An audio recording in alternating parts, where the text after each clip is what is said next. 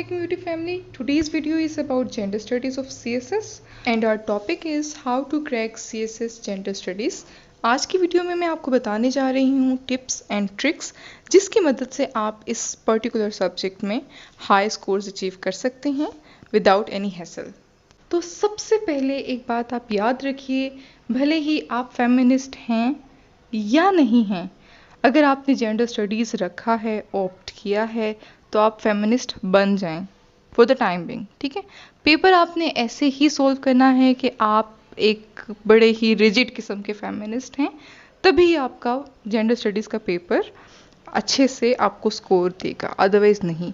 आपके जो भी जेंडर बायसेस हैं, आपके जो भी पर्सनल ओपिनियंस हैं, वो सब आप एक तरफ रखें।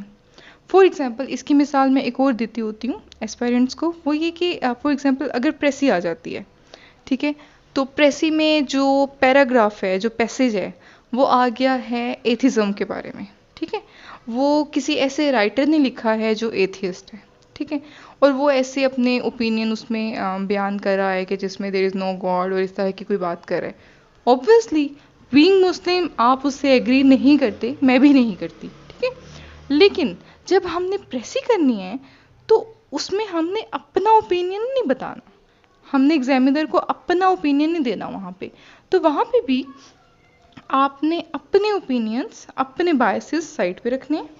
ठीक है, और सिर्फ उसको आपने क्रक्स उसका पेश कर देना है, उसको प्रिसाइज करके तो आपने बना देना है। ठीक है, प्रेसी बना देनी है। ये मिसाल मैंने आपको इसलिए दी क्योंकि CSS में काफ़ी जगह पे ऐसा होता है कि हमें अपनी सब्जेक्टिव अप्रोच, यानी कि हमारी अपनी पर्सनल चॉइस, हमारा अपना पर्सनल ओपिनियन साइड पे रखना होता है और हमें जो भी मौके की मुनासबत है उसके मुताबिक हमें चलना होता है।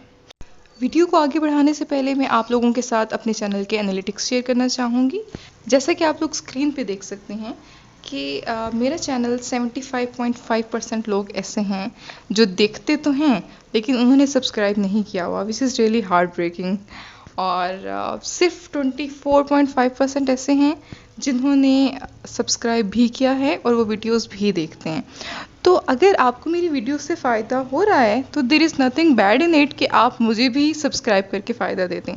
फ़ायदा तो एज इन कोई नहीं होगा सब्सक्रिप्शन से, लेकिन ये है कि हौसला अफजाई हो जाती है कि हाँ, अगर मैं मेहनत कर रही हूँ वीडियोस पे तो उसका कोई रिवॉर्ड भी मिल रहा है।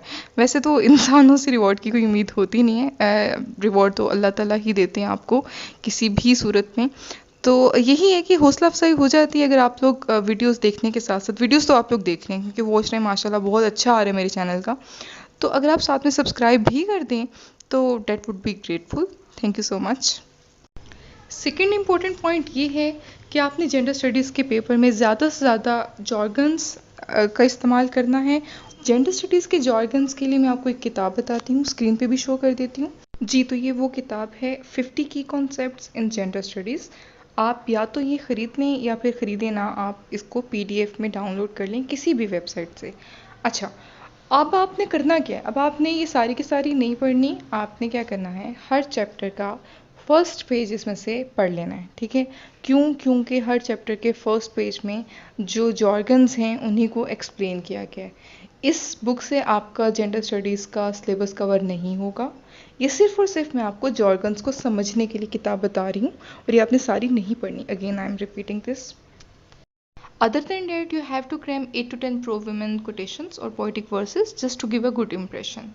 उसके बाद आपने कायदे आज़म की स्पीचेस को ऐड करना है जो भी women participation in national affairs के बारे में हैं। ठीक है, उन्होंने काफ़ी ज़्यादा इस चीज़ को इनकरेज किया था कि विमेन जो हैं नेशनल अफेयर्स ऑफ पाकिस्तान में पार्टिसिपेट करें, शमूलियत करें, तो आप वो भी इसमें ऐड कर सकते हैं।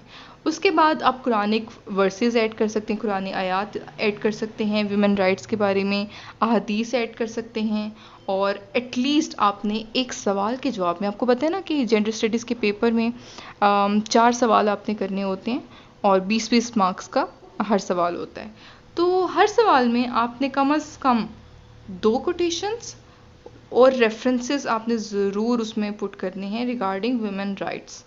इससे क्या होगा कि बहुत अच्छा इंप्रेशन जाएगा एग्जामिनर को। उसके बाद most importantly you have to use maximum facts and figures regarding women in Pakistan. Pakistan से रिलेटेड आपके पास सारे के सारे फैक्ट्स एंड फिगर्स आपकी फिंगर टिप्स पे होनी चाहिए, लेकिन साथ ही साथ इंटरनेशनली भी आपके पास फैक्ट्स एंड फिगर्स होने चाहिए। उसके बाद परसेंटेज होनी चाहिए कि पार्लियामेंट में कितनी है उनकी मेंबरशिप, एजुकेशन में कितनी है, हेल्थ में कितनी है, गवर्नमेंट जॉब्स में कितनी है। ये सारी उसी में आ जाती है ना, फैक्ट्स एंड फिगर्स में आ जाते हैं। ये सब आपके आंसर में मौजूद होना चाहिए। उसके बाद है जी, आपने मैक्सिमम हेडिंग्स का इस्तेमाल करना है वाइल आंसरिंग योर क्वेश्चन, और फैक्ट्स और फिगर्स जो आपने पुट करने हैं अपने आंसर में वो आपने हाईलाइट करने हैं, ताकि in just one glance your examiner should know कि कहाँ पे आपने क्या इंपॉर्टेंट बात की है और क्या इंपॉर्टेंट फैक्ट्स एंड फिगर्स दिए हैं। यही चीज़ें हैं कि जिससे आपका एग्जामिनर इम्प्रेस होकर आपको अच्छे मार्क्स देगा और आपका पेपर बाकी के हज़ारों कैंडिडेट से स्टैंड आउट करेगा। अगर आपको वीडियो पसंद आई हो या आपकी ज़रा सी भी हेल्प हो सकी हो इस वीडियो के थ्रू, तो दुआओं में याद रखिएगा, चैनल को सब्सक्राइब करिएगा और वीडियो को लाइक करना ना भूलिएगा। Thank you so much.